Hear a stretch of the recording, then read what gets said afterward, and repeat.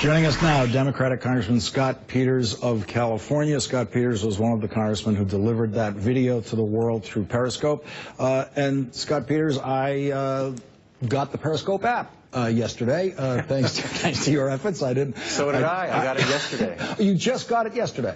I did. And this was in anticipation of needing it on the floor?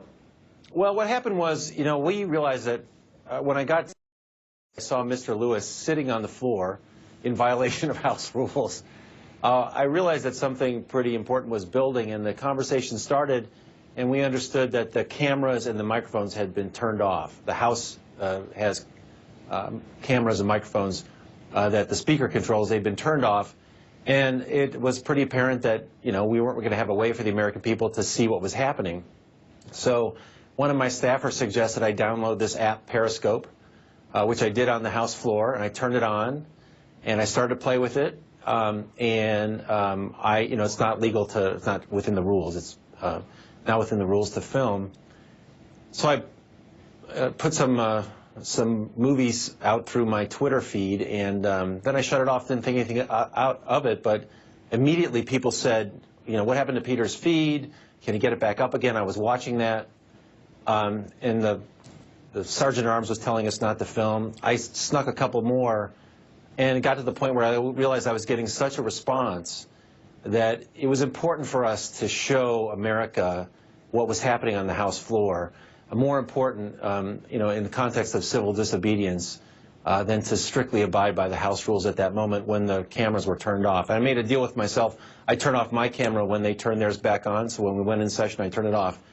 But the response was amazing, and what an opportunity through this new technology for America to connect with its government in a way I'd suggest probably has never happened before. Now, I just want you to share with the audience what this decision is like, because it's not a crime, but it is a House rule. And I'm going to assume that you've never broken a House rule before. Most members of Congress never come close to breaking a House rule, or senators breaking a Senate rule. Those things are sacred. People do not go near them, and you stay well within them. And so I want people to understand the enormity of the decision to do that, even that decision to sit on the floor, because it risks some kind of discipline from the House. It does risk some kind of disciplinary action from the House. But was it a matter of a confidence that came from the numbers, the amount of people who were involved in this, that you felt we can do this and they won't take action against us, or we will do this and we will suffer whatever consequences the House visit upon us? Well, I mean, you use the phrase take action. That's really what it's all about. We are so frustrated having seen, I took office just after the Sandy Hook massacre. I was elected in 2012. That occurred the next month in December. And I said, I felt the same thing you said. If we're not going to see a change in the attitude toward guns from this, what's it going to take? And now we've seen people gunned down in elementary schools, in movie theaters, in church, in college, and now in a nightclub. Imagine what it must be like for a family to get that phone call that that kid's not coming back. And we wanted to see some action. We are boiling over with frustration. And I know we're the minority party, but you got to account for the fact that Congress is at its lowest popularity for decades, 15%, 10%, because we're not doing anything. And here's a perfect example of something where the American people are behind it. As you said, 85%, two simple requests, a background check loophole, keeping guns from terrorists. We can't even get a vote on that. So I just decided, you know, it's worth, if we're going to spend the time here all night, it's worth the American people knowing about it. Otherwise, it would have been just like a very long caucus meeting where we, you know, we tend to argue about what we agree on, you know, frankly.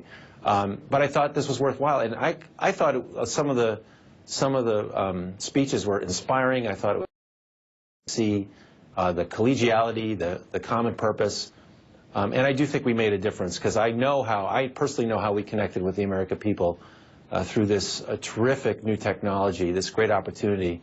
You know, if you thought this would have happened 20 or 30 years ago, it would have been the subject of a news story, but no one would have been able to connect in this emotional, visceral way like we were with the country yesterday. And it seems you may have swayed some Republican votes today in the Senate. Let's just listen to some of what was said in the Senate today before that vote. Let's listen. Surely on an issue of this importance, we should be able to come together and work for common sense solutions. Let's actually do something designed to work.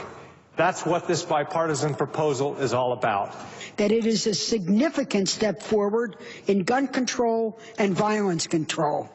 This motion, the motion to table, is really a motion to kill, because that's what I suspect too many of my colleagues on the other side of the aisle want to do to the Collins proposal. They're afraid that if they give it a real vote, it might actually have a chance of passing. Congressman Peters, 8 Republicans voted with the Democrats today. They got 52 votes. They needed 60, as it happens in the Senate. But it seems to me we are seeing things that we were not going to see, were it not what Senator Murphy did in his filibuster in the Senate. And who knows how that vote would have turned out today if you in the House hadn't done what you did.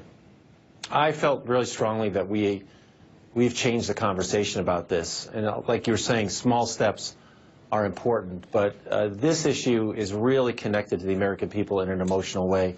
They're as fed up as we are. They saw that we're as fed up as they are. And joined in an effort to really try to get action here. I thought it was really quite profound. And if we had any role in getting those 8 votes, that's great. That's progress. I think we're going to win this thing. And I think if the Speaker wants to continue to fight it, he's going to add a complication in the fall to an already complicated fall for him. Congressman Scott Peters, thank you very much for joining us after your long night last night. Really appreciate it.